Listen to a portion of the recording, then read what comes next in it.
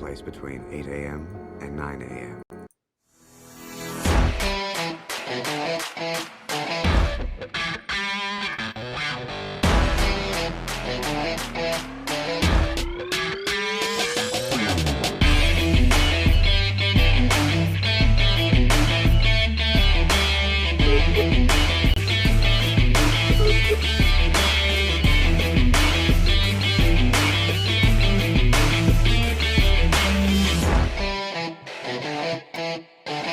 Good morning, everybody, and welcome to another episode of Full Press Coverage Radio Live. It is Friday, January 3rd, 2020. That's right, we are in a brand new decade, and this is the second show that we will be doing this decade. And assuming the internet issues have been figured out, I am pleased to welcome in my co-host. He has joined me every episode of 2019, and so far, 2 for 2 in 2020. Mike, how are we doing today?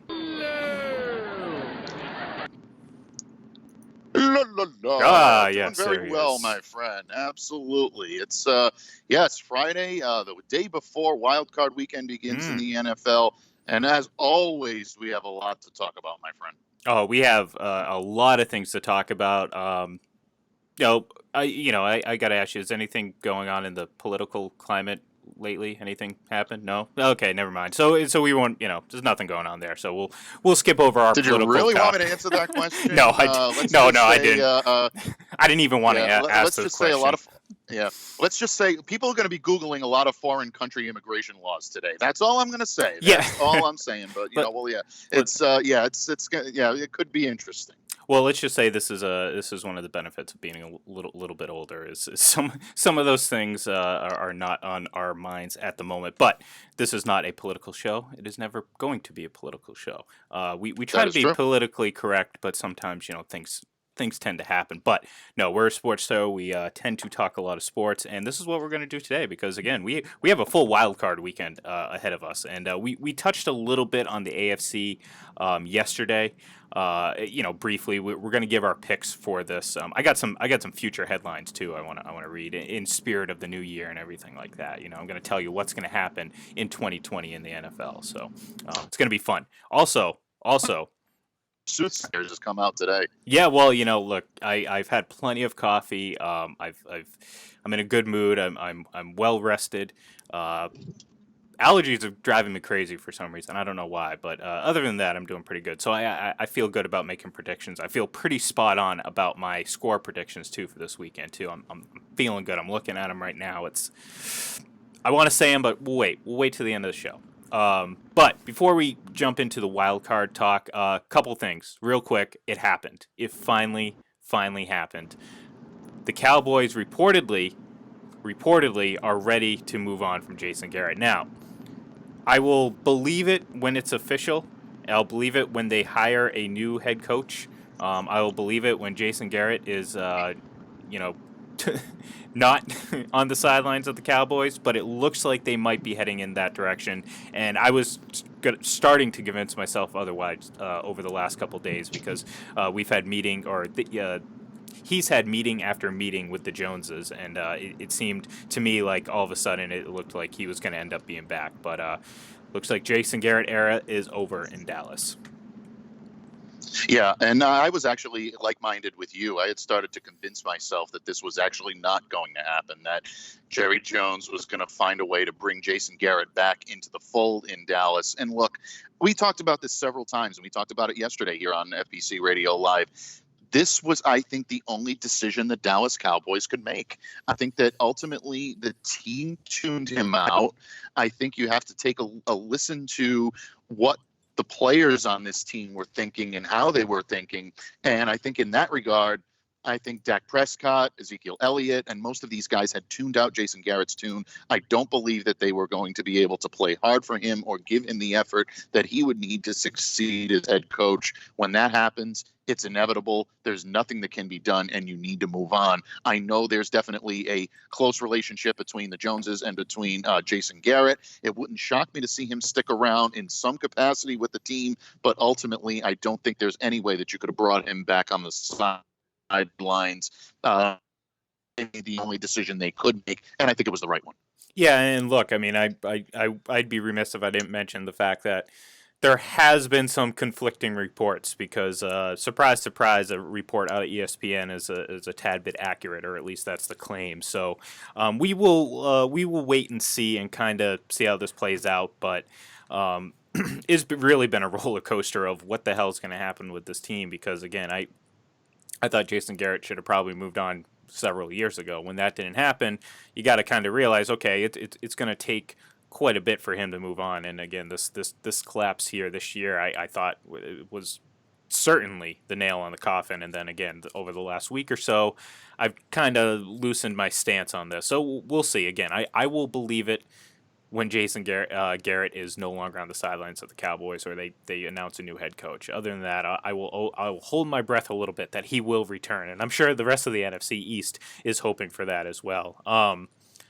Another team looking for a head coach and a GM, actually, Jimmy Haslam and the Browns talked about their want for a coach with NFL experience, which kind of, and this is something that I'll pat myself on the back, but I've been talking about for weeks, it feels like, is Mike McCarthy seems like a perfect fit for this team. And again, don't buy into this narrative that he held Aaron Rodgers back. I mean, I think it's fairly clear. Like, we can look at who Aaron Rodgers is this season under a new head coach and realize, okay, maybe it wasn't all Mike McCarthy. And it's not a knock on Rodgers. It's just his game is evolving. However, I think Mike McCarthy his reputation took a terrible hit after his stint with the Packers. And I feel like it's gotten to a point now where people forget that he's a Super Bowl winning coach that has some credibility in this league. So for a team like the Browns who are desperately needing a coach that has some experience or has the ability to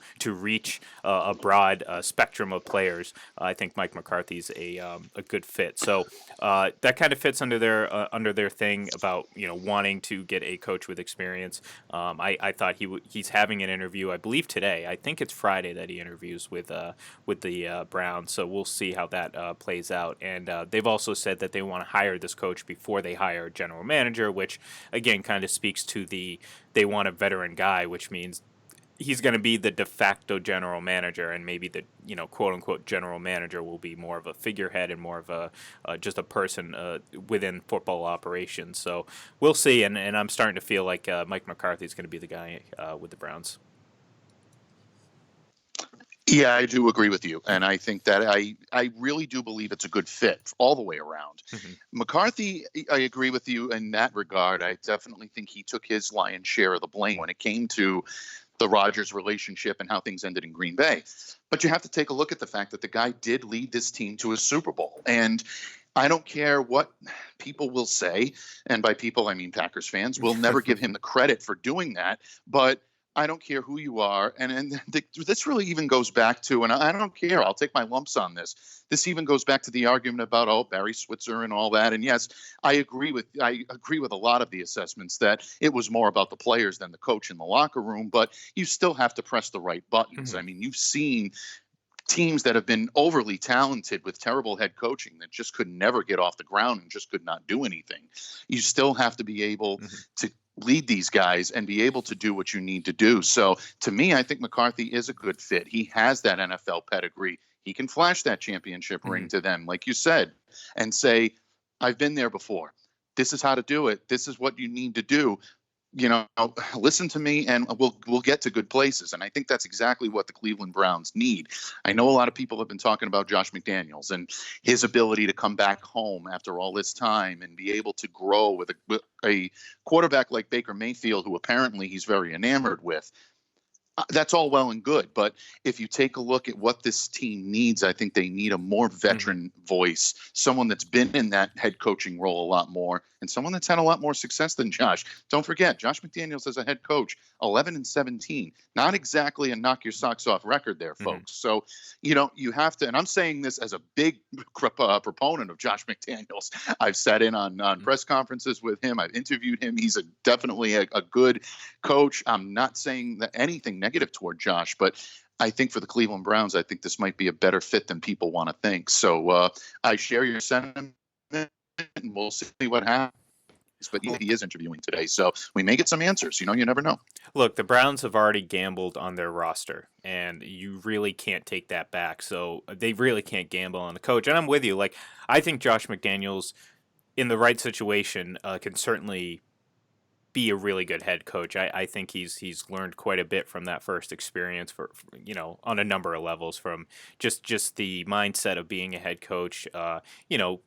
Obviously he's going to go into this a little bit more humble. Not to say that he was over confident or anything like that, but a little bit of failure will humble anyone, and certainly someone with a good perspective on life and how he's supposed to go about his job, like Josh McDaniels. So I think he's going to do well in a good situation. I think it's the Cleveland situation? Not really, because again, the talent might be there, but outside of the connection, the hometown connection, I feel like that would just kind of force the issue a little bit, and maybe this team is in need of a guy again like Mike McCarthy, who does come with a little bit of credibility. So, we'll see, and these are things that you would hope as fans of the Browns or whatever team is looking for a new head coach, that they resolve these quickly, because you don't want this to linger. You want them to get a pretty early start on planning for next season and all that. So. Like the Redskins, who have already made some moves. Obviously, we talked about it yesterday with Ron Rivera, and then obviously Jack Del Rio is joining the staff. So good for them. We'll obviously be monitoring the coaching carousel as we move forward through the offseason here, and we'll likely be talking about it a lot over the next couple weeks. So another bit of news before we again get to Wildcard Weekend and all that. The 2020 Modern Era Player finalists for the Hall of Fame were announced yesterday, and a couple names obviously jumped out, to my eye. Richard Seymour. I think he's a guy that, as two people who follow the Patriots or have followed the Patriots for a very long time and very closely, it's great that Richard Seymour is finally getting that national recognition for the type of player he was, because he was the classic don't look at the stat sheet when you're trying to judge Richard Seymour. You watch the film, because it tells a completely different story, and what he did, especially early on in those years with the Patriots, was incredible. And I'm happy that he's entered that finalist realm. John Lynch, obviously current general manager, had a brief stint with the Patriots, if we remember, but safety for the Broncos and whatnot. He's a finalist. Edgerrin James, one of those non-athletes that Peyton Manning had when he was playing. Reggie Wayne, Zach Thomas, a great linebacker for the Dolphins, Troy Polamalu. I mean, we're seeing a lot of guys that played in the late 90s, early 2000s start to make their way into this list, and it's going to be an interesting selection this year, and I'll be certainly watching and hoping that Richard Seymour gets in. Personally. Yeah, I think from anybody's perspective, when you look at a Patriots fan perspective, I should say, Richard Seymour is one of those classic, and I love the way that you worded that. He's one of the classic, don't look at the stat sheet when you evaluate him. His impact on that defense, especially early on in the Patriots dynasty, was so indelible and just such I never believed that Seymour got the credit he deserved for being the player that he was when he was playing, after he retired, and then also including Patriots lore. I think it's a miscarriage of justice that he's not in the Patriots Hall of Fame yet. Yeah. He should be there. And I do believe that the Pro Football Hall of Fame is something that is warranted, it's earned, and I would love to see him be among the nominees and the inductees, I should say, this year. He's already a nominee, but he should be among the inductees. Happy to see him become a finalist. But this is a very, very formidable list. When you look at it, you just read down Polamalu, Yeah, Zach I skipped Thomas, a lot. Exactly. And you did, and you skipped a lot. John Lynch. I mean, you look at these guys that just have had amazing careers, and you can make Hall of Fame cases for each and every one of them. This is definitely an interesting period of the NFL to see a lot of these guys who came out with such amazing numbers, really took the game to a new level, and all of them played at roughly about the same time, so they were all each other's peers. It's going to be very interesting to see how the selection committee is able to narrow this down. The NFL, tends to be an anomaly when it comes to induction into the Hall of Fame. Some guys get in, and you may scratch your head a little bit. Some guys don't. Some guys have to wait a little bit of time to get in. But ultimately, there's a lot of Hall of Fame talent in this class this year, and we'll sit back and watch. But from a Patriots fan perspective, I'd like to see Big Say in that as well this time around. I think he deserves it. Yeah, and look, I didn't even mention Steve Hutchinson or Alan Faneca, two of the best linemen of this era. Yeah, exactly. So I mean, Absolutely. again, this like you said, you put it perfectly. This list is quite formidable and quite daunting when if you're someone sitting there trying to vote and having to pick and choose between some of these players. So it's going to be interesting to see, and it's always a fun thing, especially now given some of the players that are coming into this era of being elected into the Hall of Fame are a lot of players that, you know, I personally started watching, obviously growing up, starting to watch football in the mid 90s. And of course, you as well were relatively the same age. You got a couple years on me, a little bit longer in the tooth, but My day. yes, in my day. Let's just say you wouldn't be eligible for any sort of military service if need be. Let's just put it that No, way. there'd be a lot of reasons why Yeah, I well, wouldn't be that- eligible for any military service. You let me must be tell at ya. least this high. Yeah. My age is probably the biggest factor, but yeah, there are other factors at play, my friend. It's okay. Don't worry. But believe me, I'm not the guy you want on the front line. You can, however, run for president. So after your stint as mayor of Rhode Island or mayor of Providence and governor of Rhode Island, then I would suggest maybe running for president. As long as it doesn't affect your work here on the show. Oh, no, absolutely not. I've got FPC Radio Live would have to become the new platform for the White House. You know, Yes. the little White House background. We have to tear there that you down, go. put FPC Radio Live up there. I like it. It'd be great. I'd need a running mate. So, you'd have to be my running mate. There's no question about it. Debate Glendon. We can clean things up. We will rid ourselves of internet trolls forever. There we go. We'll run our campaign this November. That's right. Absolutely. There we go. And I'll in a couple years when I'm eligible, I'll run after you, and we'll create a dynasty. You know how they say in those weird medieval times, they call it dynasties, Yes. not dynasties. Yes. Yep. When referencing the long-standing success of a family, and this would be our family. Never go against the There you family. go. There you go. You do it much better than I do. But that's Because a man who doesn't spend time with his family can never be a real man. Oh man. So I would love to sit here and go back and forth and play I out should the give my God. picks. I should give my picks in the Godfather voice. I think. Yeah, we well, should. I think we should do an entire segment in Godfather voice at one point. So, I don't know. That's a little rough on the vocal cords. well, I'll hey, do my best, but- hey, do your best, do your job, and this is your job to do whatever That's I right. say. Do my job. That's right. Yeah. No, and what I say is we're going to move on to the wild card weekend, and again we're going to jump into the AFC real quick because there was a couple of things that I wanted to bring up, and we will save our picks for the very, very end once we talk about the other games. But obviously, Buffalo and Houston kick off Wild Card Weekend tomorrow in Houston against the J.J. Watt led Houston Texans, and we know obviously J.J. Watt is returning from injury after he suffered a torn pectoral in Week 8. This is look. I'm really excited about this matchup. I'll be honest. I went back and forth about this because I picked, and if you remember, and I wish I actually would have brought this up to double check yours, so I hope you actually remember what you picked heading into the season. But I actually picked the Patriots hosting the AFC Championship game against the Texans.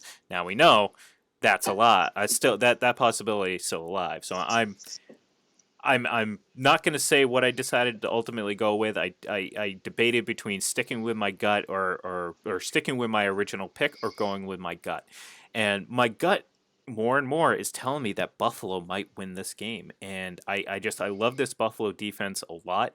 I think they can do just enough on offense. And I don't know, maybe it's just my non-belief in the Houston Texans and being able to win and compete in a big-time game and really get over that hump. And I've said it before, I just won't believe it until I see it. Kind of like the Jason Garrett not coaching the Cowboys. I'm not going to believe it until it's actually official. So maybe that's creeping into me. But, am I crazy to think that Buffalo has a much better shot than I think people are giving them in this game? You're not crazy at all. Absolutely not. In crazy this at all. I think, situation, I'm not crazy. and in Let's this be clear. situation, yeah, so let's preface that. Yes, Yes. we got to clear that up, folks. But no, in any case, no, I don't think you're off base in the least. I think that the Buffalo Bills are a team that if you're outside of Buffalo or you're outside of the AFC East, I don't necessarily think they've gotten the attention that they deserve on the national stage. This is a good, very good football team, folks. Josh Allen has played very well down the stretch. I know a lot of people have fallen in love with Ryan Tannehill and said that he's played the best type of quarterback down the stretch. And look, I believe he has. I'm not lessening the impact of Ryan Tannehill in the least, but Josh Allen deserves to be in that echelon. He's played very well in the second half of the season. I think he's adjusted his game an awful lot, proven that he can be the type of quarterback that they need him to be in order to lead them to victory. The knock on Josh Allen is his ability to handle the blitz. We talked about this yesterday. The Patriots threw a lot of blitz at him 2 weeks ago, and he didn't seem to handle it well at times. There were times where he was able to read it and make a little bit happen. He is a guy that can make a play. He can make a play downfield, not just with his legs, but with his arm as well. So to me, the Texans getting J.J. Watt back is definitely a big, big boost for them because it does help their pass rush. It gives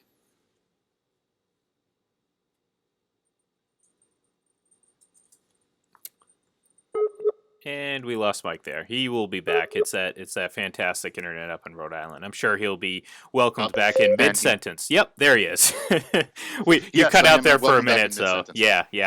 Once again, I'm sure this was the best point you're going to make all show, and we lost it. So yes, well, absolutely. You were talking about J.J. Watt before you cut out, and how much of an impact he was going to have. Yes.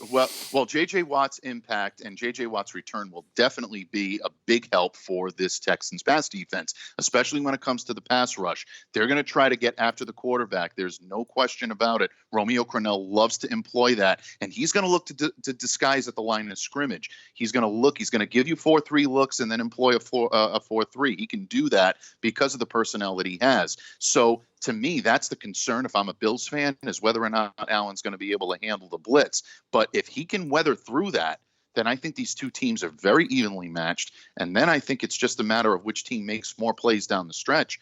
I think Buffalo is capable of hanging with Houston in this game, and I think they're capable of pulling the upset as well. Yeah, look, both quarterbacks are capable of scoring rushing touchdowns and rushing. They are 9th and 7th respectively. I believe Deshaun Watson is 9th, and Allen is 7th in terms of rushing touchdowns or rushing yards as a quarterback. So they're both very capable on the ground if the play breaks down or even if it's a design play. So the idea of getting J.J. Watt back, though, that is key. And regardless of how effective he really is, I don't think we're going to get prime, peak condition J.J. Watt in his first game back in a couple months.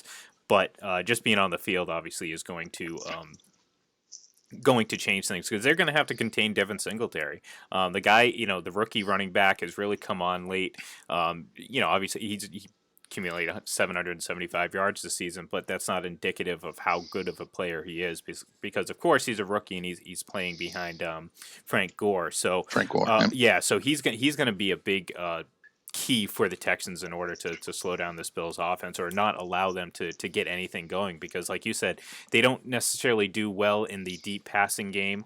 It's a lot of short intermediate type passes and ball control. You don't want to turn the ball over, and that's kind of the biggest thing with the Bills offense because they don't have a lot of margin for error in that sense. However, if they can establish the run game and start working in that play action and quarterback designed type runs, maybe it's not specifically a run, but it gives Josh Allen an option to make a play with his legs when the defense is on its heels, then the Texans could be in for a very, very long afternoon against this Buffalo team, who again is allowing under 300 yards a game this season on defense and is arguably one of the best. And this team is talented. I mean, we focus a lot on Josh Allen, but look at that the offense around him. Some of the players on that team. I mean, they have a lot of talent on this team. So if you take them lightly, then you're foolish because again, we've seen them firsthand a couple times, and they've played the Patriots very well. They've played a lot of really good teams really well,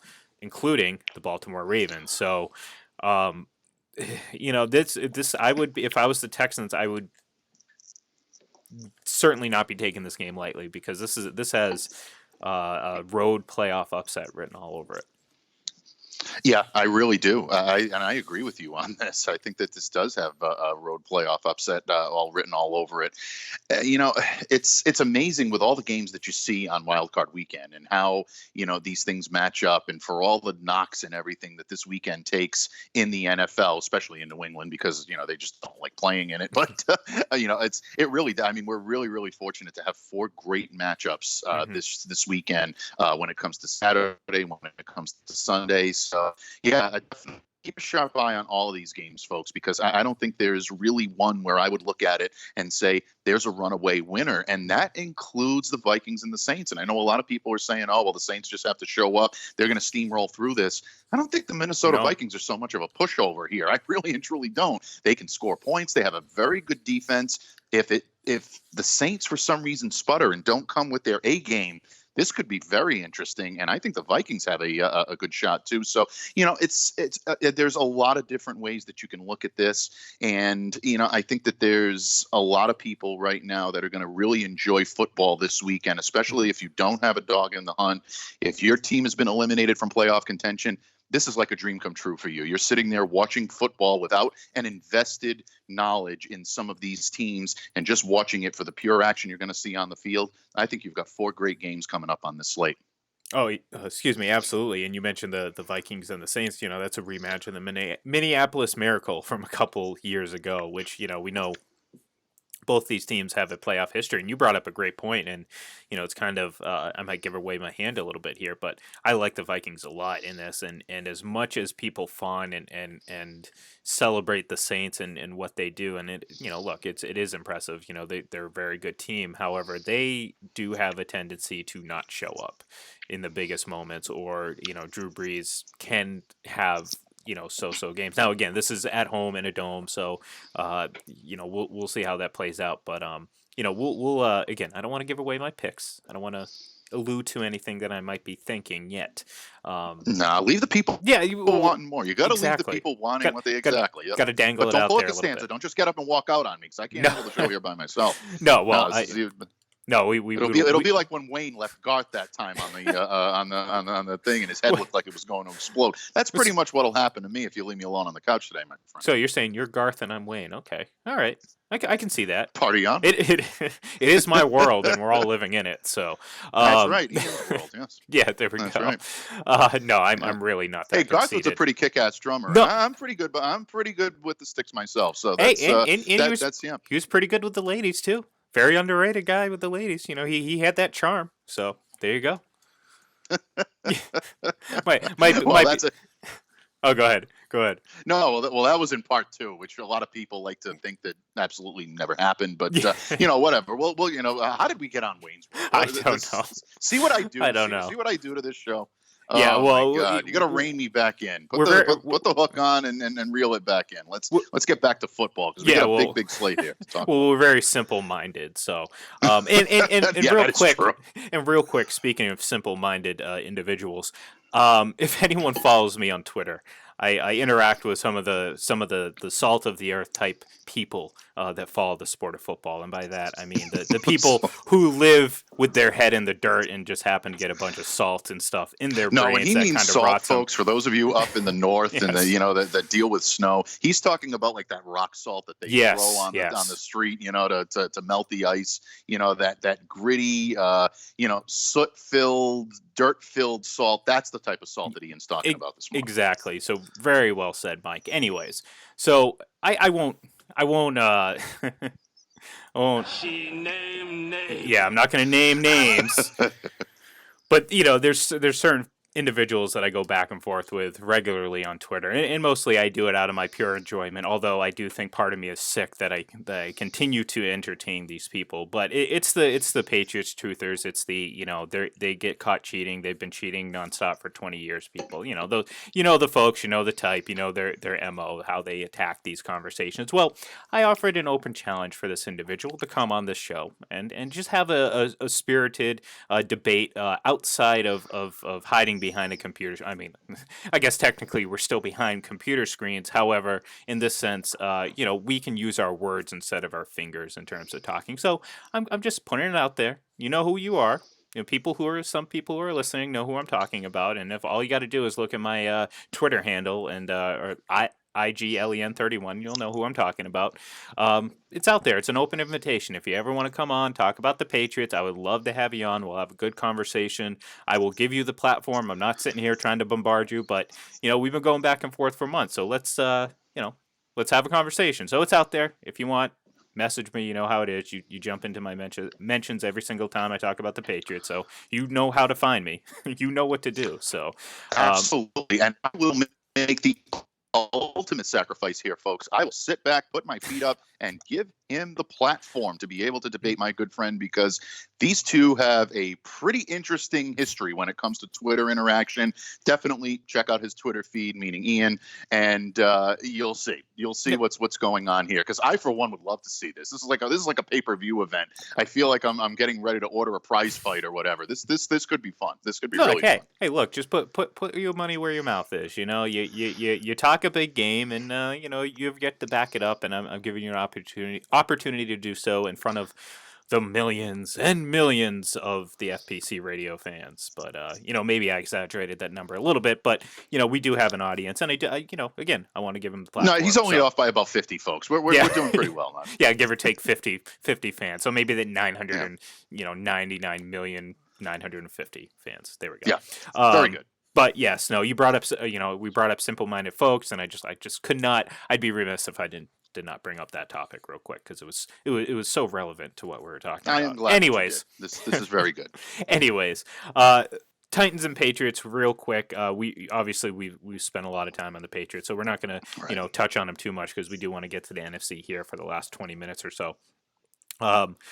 This is going to be a big one. The Patriots, obviously, the big key that we talked about was how do you slow down Derrick Henry? How do you prevent Derrick Henry, and then in turn Ryan Tannehill, from doing damage on the ground and therefore doing damage in the air? The Patriots are really going to have to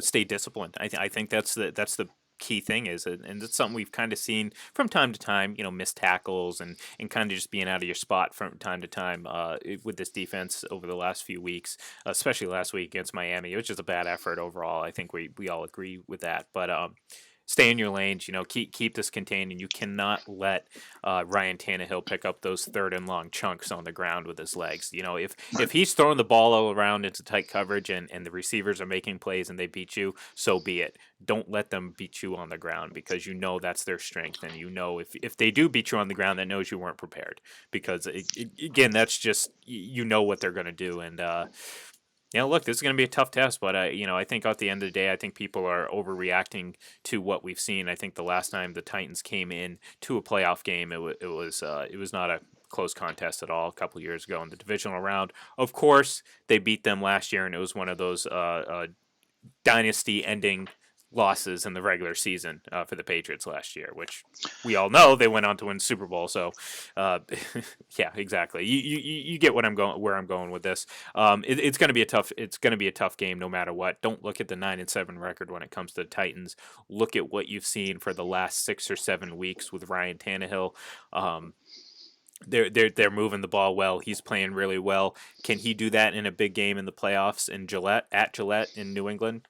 We'll see. We'll find out. The Patriots have the edge. They are the better team. Again, don't overreact to one bad loss to Miami. The Patriots are a better team. The record says so. They just got to do what they do best, and that's key in on their strength. And their strength right now is Derrick Henry, who's just tearing up the league right now. He's over 1,500 yards this season. That's very quiet 1,500 yards, mind you. Yeah, Henry is one of those backs that's he's impossible to tackle and impossible to defend against no matter what he does. He's a big type of powerful back that can power through, run, stiff arm, get small yards when you need it, and be able to power through and even be effective in the red zone. But he's also good at running outside the sticks. You actually mentioned that. Stay in your lanes. The Patriots have to learn they shouldn't say learn, but the Patriots have to be very careful to defend against that type of rushing attack, because their passing game, and meaning the Titans passing game, can masquerade as a running game. They're so good in play action. Ryan Tannehill has 3 rushing touchdowns, so don't ignore him in the red zone. He can definitely hurt you. He can be a factor there. And of course, Derrick Henry can be as well. They also employ some great tight ends. Jonnu Smith is a very good ball player. They've got wide receivers that can make big plays. A.J. Brown has been one of the better rookie wide receivers this year as well. Corey Davis, people forget about him. He was a Patriot killer in the last game that these two teams played against one another. He torched Stephon Gilmore. You don't think that's in Gilmore's head? It definitely is, folks. I can tell you from personal experience, watching the team this week, Stephon Gilmore is locked in, and that's something that's good for the Patriots in this case. One thing I will say about Ryan Tannehill and all the praise that we've heaped on him, and he deserves every bit of it, and I'm not saying that he doesn't, but there are two particular stats that if you're a Patriots fan, you take a look at and you say, well, history goes out the window. Sometimes it does, sometimes it doesn't. 0-6 lifetime against the New England Patriots is Ryan Tannehill, and this is his first career postseason start. Sometimes those mystique factors can affect a quarterback's play. I'm not saying it's going to in this situation, but coming up to Foxborough in a playoff environment is not an easy thing to do. I don't care how many times... I don't care how many times Patriots fans or non-Patriots fans try to do this and try to downplay it. It's a factor. So definitely something to keep an eye on Saturday. No, and that's a great point because again, I don't, you know, I've said this before, in the grand scheme of things, I don't think, most playoff experience. I don't think everyone's playoff experience is a huge advantage. However, I think obviously in the case of the Patriots, where you have so many players that have, multiple Super Bowl championships, I do think that experience does play a huge factor, and I think zero experience can play a huge factor. I mean, that's not to say that you're going to struggle just because you never played a playoff game, but I think there's a very even the best players, even the best players can struggle in their first playoff game. So again, I think that's certainly a possibility for Ryan Tannehill, and you mentioned he's 0-6 against. In New England. So, this is a hump that he has to get over too. They're not coming in playing with, in a way they are playing with house money, but at the same time, they're still a team that's on the rise, and the Patriots are at the top of the hill still. So, and there's a lot of national attention picking them in this game as well. That does add some pressure. That really does. It adds pressure, and as we've seen by the many Super Bowl highlight DVDs we've seen over the last 20 years, the Patriots use every bit of this doubt that is heaped on them throughout the season, whether it's comments in regular season or people picking against them in the postseason. The Patriots use this, and this is a team that is not going to lay down for a Tennessee Titans team, and they truly do. Would it shock you if they go out and they hang 30 points on them like it was 2016? No. Would it shock you if they won a close game? Probably not. It's just how this Patriots team is. I just don't expect them not to show up, and the Titans shouldn't be buying into their own hype as well. So, all right, moving on, because we spent a lot of time on these teams. I do want to get back to that Minnesota and New Orleans game because I'm kind of, like I said, I mean this game and this is a team, the Minnesota Vikings in particular, that I keep talking about, just like, hey, this team is pretty good. Yes, the Packers won the division, but I still think the Vikings might be the better team in that division overall. And they're coming in with a lot of quiet confidence, and hopefully Dalvin Cook is going to be back. Well, it looks, he's been practicing all week, so he will be back running the football for the Vikings, which is obviously tough for the Saints. I like the Vikings a lot in this game. I don't know what it is. I'm just like, my conventional wisdom tells you, you have to pick the Saints. The Saints are coming off a 42-14 win in the last game of the season. They're on fire. Drew Brees is throwing 3 touchdowns, 0 interceptions, 3 games, whatever it is. My gut's telling me they're due. They're due for a stinker, and I think that stinker might come against this Vikings team. And and that's not to say that they need to play bad to lose. They could play really well and still lose to this Vikings team. This Vikings team is that good. They just happen to be a 5th seed. So I don't know. Talk me out of this. Am I crazy? Is this just am I still crazy? Am I crazy in this situation?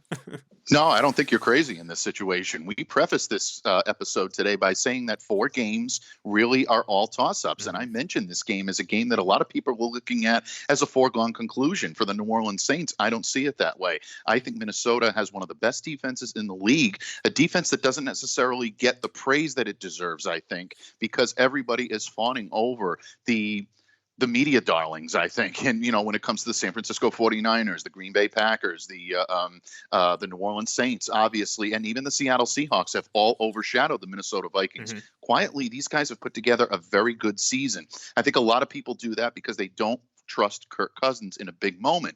That to me is a factor. That's going to be something he's going to have to do. He's going to have to muster that up and be able to play at a level that's going to allow him to lead his team and convince his team that he's the guy that can bring them to an NFC title and maybe even to a Super Bowl. I don't think that's a far-fetched dream for the Minnesota Vikings right now. They have to play their best game of the year, and I think they will bring that, and I think they will bring that effort. Problem is that they are running into a Saints team that is very difficult to beat on both sides of the ball. You mentioned they do have a reputation of not showing up in big moments. I don't necessarily know if this team's buying into that. I think there's a really bitter taste in the mouths of the New Orleans Saints about how last season ended, how the previous season ended. I think there's a lot of that's that proverbial monkey on the back that's got to be shed. I think they're ready to do it. So this one, to me, is going to be a great game, but it's definitely not off base to think that Minnesota can come in and pull off the upset here. Yeah, and look, I mean, Kirk Cousins. Fortunately for him, this game is at 1:00 and not prime time, so that kind of is pretty good for him because we all know the 0-11, 0-12 record that Kirk Cousins has in primetime games, and yes, you can argue that this is technically a primetime marquee game, but for all intents, the 8 o'clocks, the Monday Night Football, Thursday Night Football type games. He hasn't had one of those victories yet. Fortunately, this game is at 1. But yeah, you said it. The Saints are going to have to figure out a way to stop Stephon Diggs, the guy who caught that game-winning touchdown in 2017. He's coming off a career year in terms of receiving yards. On the flip side, Minnesota has to deal with Michael Thomas, Alvin Kamara, and that arsenal of weapons that the Saints have and employ. And look, we're not dealing with a game that's going to have any weather implications. We're in a dome. It's going to be perfect weather. It should lead to some pretty explosive offensive play from both teams. I'll just, like I said, we're going to give our picks here in a minute once we talk about the next game. So I'll be interested to see how this plays out, but it should be thoroughly entertaining. And, again, I expect the Vikings to show up. And I think this wrap on Kirk Cousins has a lot to do with how they started the season. And he just never shook that. So, through those first 3 games or so, they were not looking like a team that is going to go anywhere in the playoffs. And now, again, after the end of the season and how it ended, they lost their last game of the season. But the way things played out throughout the year, I think it's pretty clear that the Minnesota Vikings are a really good team. So the final game of the wild card weekend will be the Seattle Seahawks, who lost a heartbreaker in Week 17 to the 49ers. They came up literally inches short of winning the division. However, now they have the privilege, I guess, of going to Philadelphia to go play the 9-7 Philadelphia Eagles. And I'll admit, excuse me. Whoa, apologize. Oh, wow. Yeah. Oh, he's getting in. See, like I said, all excited talking about this. I know, right? I'm really excited, and again, I'm very thankful that since I am on camera, that there was no projectile there, because again, that would have been embarrassing. But no, look, I've been talking for a couple weeks now how I thought the NFC East was just, it had to be won by some team. It was either the Cowboys or the Eagles, and I think the Eagles were just going to win by default. However, the Eagles come into the playoffs having won 4 straight games, and I think a lot of people are finally starting to take notice of how well Carson Wentz has played, because, again, you can't just look at statistics. You have to look at the circumstances, and we talk about Tom Brady a lot and what he's had to deal with offensively in terms of people not being there, people in and out, so on and so forth. Well, the Eagles have been ravaged with injuries, especially on the offensive side of the ball. I mean, it seems like forever ago that we watched Carson Wentz throw up a bomb to Deshaun Jackson in Week 1, and we're like, oh, wow, look at that. I mean, Deshaun Jackson's one of the best deep ball receivers ever, and now you're pairing him with an Eagles team that looks very explosive. Well, things have obviously changed since then, but they've been able to string together a few victories. And say what you want about who they've beaten.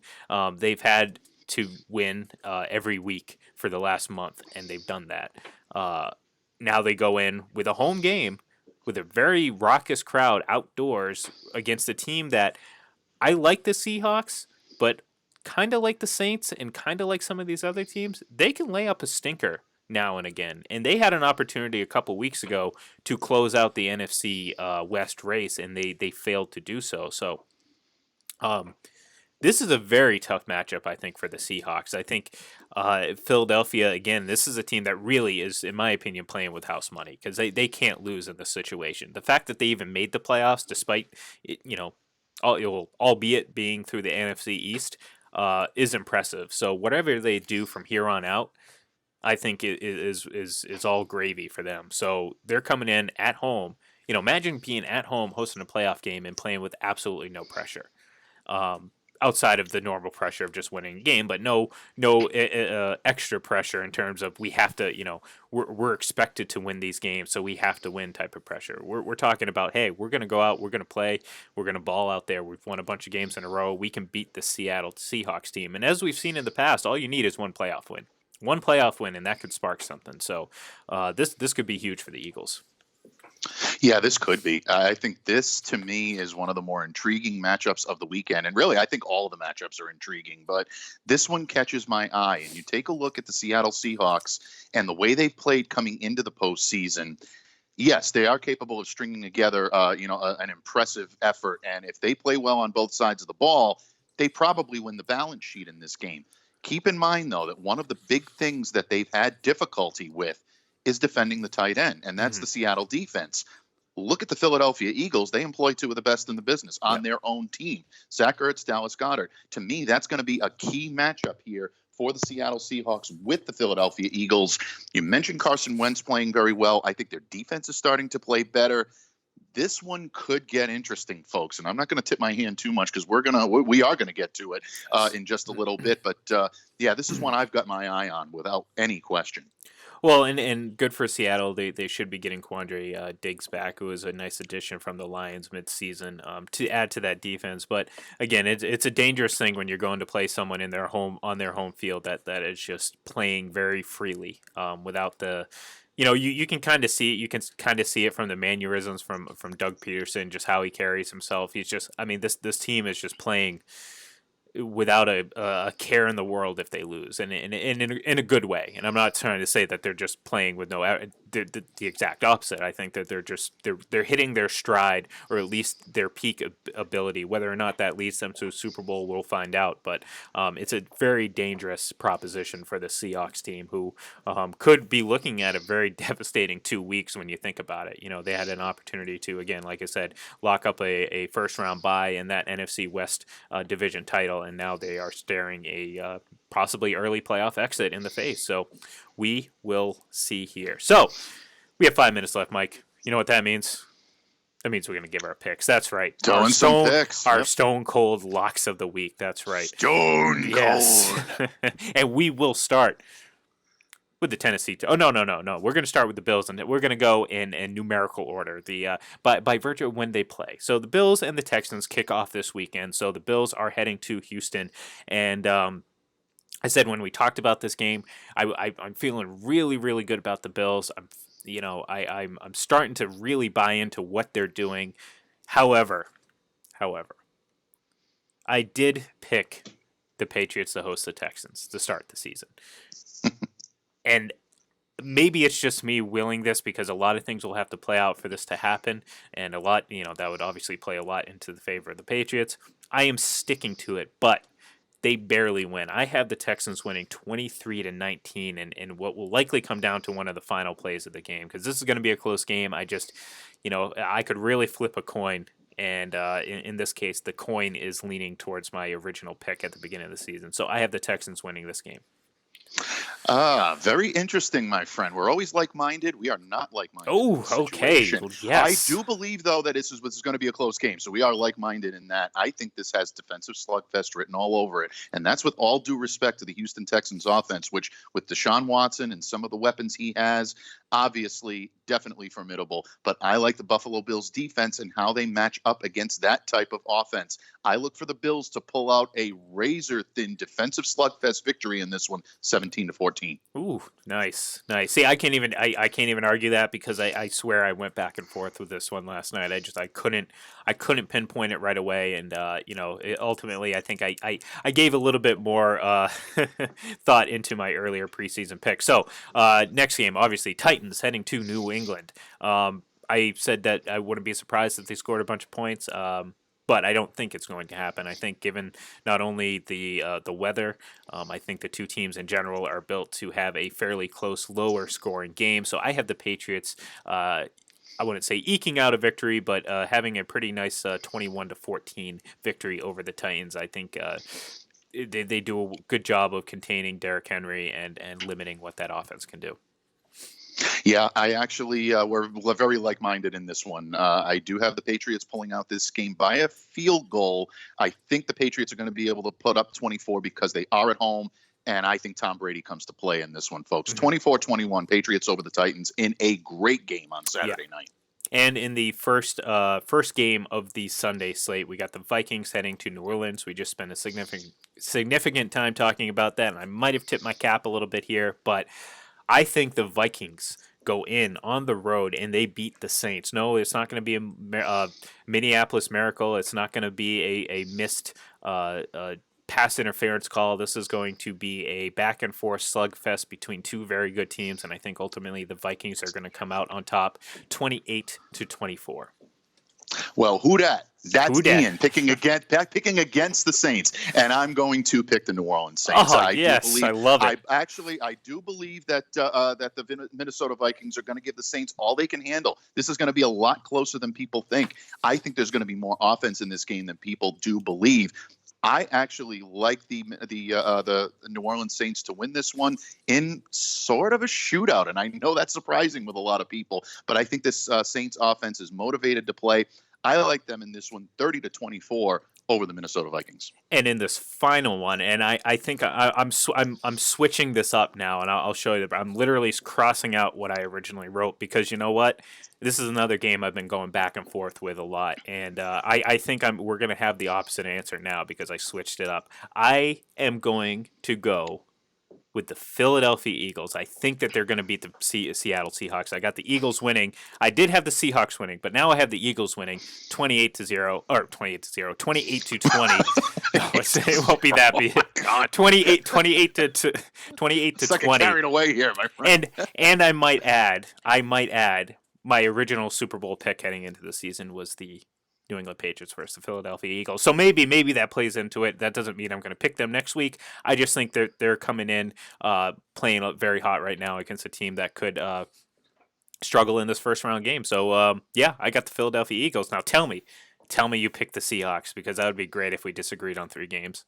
No, I did not. I do have the Philadelphia Eagles. I should have fly now. Rocky Balboa is going to fly up those steps this weekend, folks. I like the Eagles in an upset this weekend. I like them 24-17 over the Seattle Seahawks. I think Wentz comes to play. I think this Philadelphia defense comes to play, and I think the 2 tight ends give Seattle a little bit more than they can handle in this one. I like Philly in this game. Well, we almost had 3 games that we disagreed on. Actually, we would have disagreed on 3 games had I stuck with my original point, but we do have 2. That's more than usual. Yeah, no, that's more than usual. And it will give someone bragging rights, i.e. me, because I'm going to be the one that's going to be right in this situation, but we'll see. But we will be back Monday morning to talk about it. Join us.